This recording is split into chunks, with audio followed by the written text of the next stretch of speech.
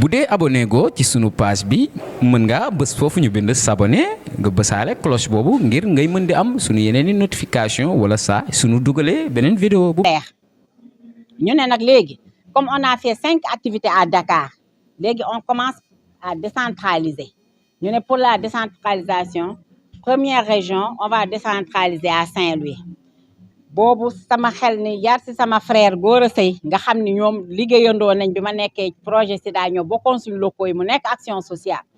ma gis engagement ma approché ko ne ko Gora ñun de dañu bëgg def activité Ndar te man lépp lu may def dama koy jaarale yoon du ma ñëw rek di laajte damay ñëw ci yéen ngeen orienté ma mu ne ma Mati dinaa la jox ay cibles yoo xam ne boo ko defee dina baax donc ma déggal ko ñu ciy liggéey di ci liggéey vraiment mu am ci engagement sonn ci di ci liggéey bon ba yàlla indi li mu indi tey bés bi ñu ñëw nag pour bégal xale yi ci Noël yi te keroog bañ ko waxantee tam dama ko ne kii mu ne ma Mati dañuy def expression de besoin ndax booy indil nit il faut nga indi ko li mu bëgg te yow mun nga bañ a xam li ñu bëgg donc chaque xale ñu laaj la lan nga bëgg ku nekk wax ni lii laa bëgg sur cette base là ñu jéem a seet nag ñun tamit liñ ci mën ku nekk li nga wax rek ñu jéem la satisfaire ci li nga wax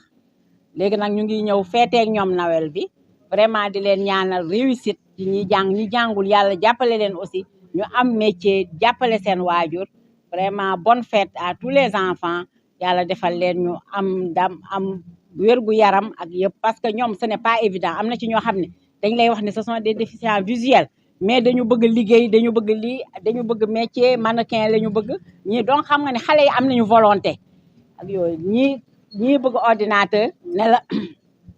parce que boo amee benn handicap mais nga ciy góorgóor di ci jàng ne lii laa bëgg loolu kon ordinateur laa bëgg kon loolu mooy bëgg nga tekki xale nag danga koy fekk ci terrain bi nga xamante ni mi ngi ciy góorgóorlu nga jàppale ko ci ñi ngi ñaan yàlla nag yeneen année yi di ñëw ak di ñëw vraiment ñuy defaat yeneen ak yeneen ba mu am élargissement bu mag a mag ñu koy def au niveau national def ko yëpp ñëpp di ci bokk ñu boole association yëpp région yëpp ñu di leen sarga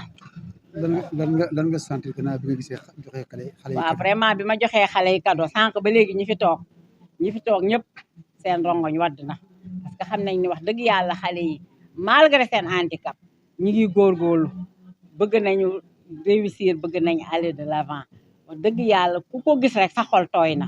yal nañu yàlla jàppale ba ñuy def yeneen ak yeneen pour ñoom di leen gunge ba vraiment ci seen chemin ñu taxaw waaw mais xam nga handicapé yi ñoom am na ci ñu bari ñoo xamante ni ñoom ci lañu bokk xam xale ñoom ñëpp ci lañu bokk mais am na ci ñoo xam ne dañuy bëgg am nañ seen talent te duñu leen bàyyi ñu exprimer ko am na ñoo xam ne dañu mën a jàng te duñu leen may chance ñu wane ko parce que handicap moom du feebar du dara ndogalu yàlla la yàlla moo ko dogal ci nit comme man ak keneen ñun ñëpp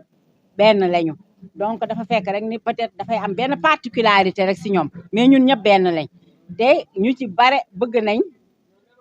avancer réussir parce que man ci seen besoin yi laa xamee ne xale yi ay jàmbaar lañ te ku leen jàppale ñu dem malgré seen handicap nu ngi bëgg vraiment taxaw. Et à notre actif nous avons réalisé 5 activités à Dakar dont une activité de don de sang à la pouponnière, à la PMI Médina et une remise de dons à la pouponnière des sœurs franciscaines. Une remise de dons également au Dara de Kër Mbaye Fall pour éradiquer la mendicité, car ce Dara a une particularité. Bon, je dirais que c'est une particularité parce qu'au bout de 3 ans, les enfants mémorisent le Coran, ils mémorisent le Coran et ensuite, ils vont intégrer les écoles publiques. Et je crois que ça, c'est à encourager. Comme leurs conditions étaient un peu... Ils étaient dans vraiment des conditions un peu, je ne dirais pas misérables, mais quand même... Donc, on a tenu à réfectionner le Dara. Et c'est dans ce cadre qu'on a eu à solliciter quelques fondations pour un appui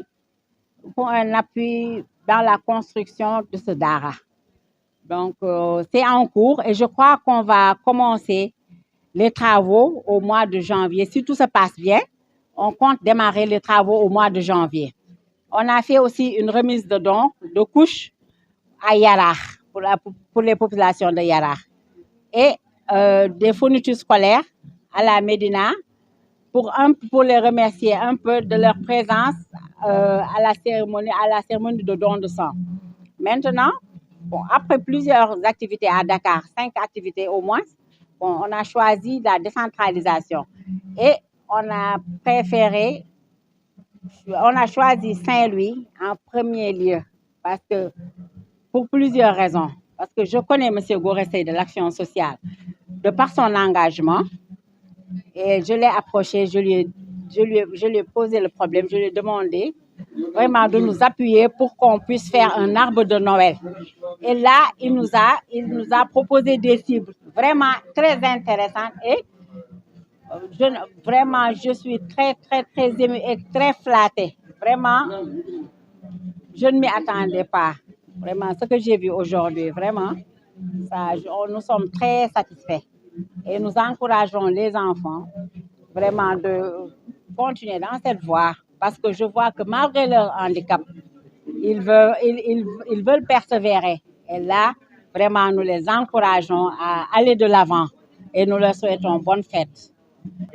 waaw man maa ngi tudd Gora Seye nekk directeur régional bu action sociale tey nag dañu ñëwoon fi nga xam ne moom mooy lycée technique André Pétavin amal fii benn arbre de Noël li wax rek ni arbre de Noël bi dara sababu ko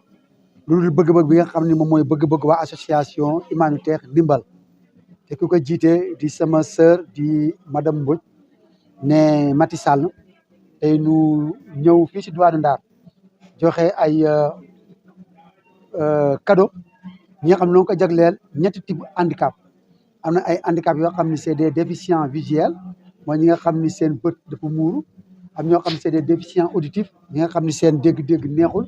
ak ñoo xam ne ñooy déficients intellectuels ñi nga xam ne seen xel dafa xaw a wàññeeku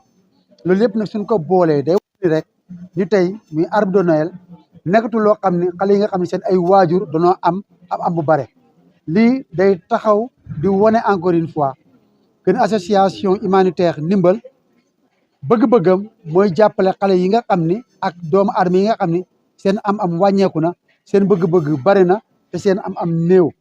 donc ñun en tant que service étatique def na lu dul gërëm association bi au premier chef sa présidente parce que li ñu def nekk lu am solo su ngeen gisee xale yi ak seen ay waajur nu ñu kontaane yaakaar naa ne loolu rek doy na ndam moo tax bëgguñu see sore lu ñu def rek mooy comme ni ko présidente waxee nous danoo kontaan trop si li nga xam ne mooy waa association bi def nañ ko te yaakaar nañu ni incha allah lii nga xam ne ñoom def nañ ko ça va faire tache d'huile pour les autres associations pour que ñu mën a jàppale askan bi nga xam ne seen loxo seen bët seen dégg-dégg seen yëpp dafa xaw a wàññeeku. Bon, je disais tout simplement que aujourd'hui nous sommes réunis au niveau du lycée technique André Pétavin pour l'organisation d'un arbre de Noël destiné aux enfants déficients auditifs, déficients visuels, déficients intellectuels. Si cette organisation a eu lieu, c'est grâce à la participation, mais surtout au financement entier de l'association humanitaire Ndimbal, dirigée par une sœur,